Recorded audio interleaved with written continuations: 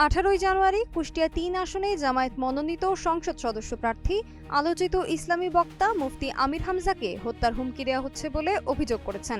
রোববার 5টার দিকে মুফতি আমির হামজা তার নিজস্ব ভেরিফাইড ফেসবুক পেজে একটি পোস্ট দিয়ে এ তথ্য জানিয়েছেন।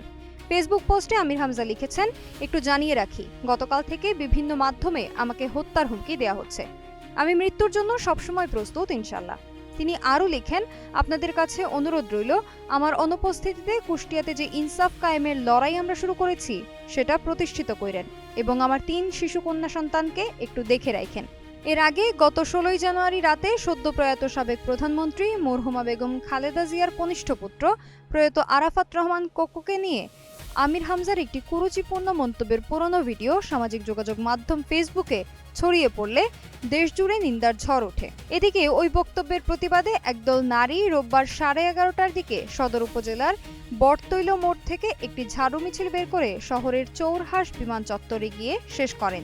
মিছিলে অংশ নেয়া নারীরা মুফতি আমির হামজার দৃষ্টান্তমূলক শাস্তি দাবি করেন। তারা বলেন, একজন মৃত মানুষকে নিয়ে কোনো আলেম এ ধরনের কুরুচিপূর্ণ কথা বলতে পারেন না। এ ঘটনায় গতকাল শনিবার সকালে আমির হামজা তার নিজস্ব ভেরিফাইড ফেসবুক পেজে একটি ভিডিও বার্তা দিয়ে দুঃখ প্রকাশ করেন।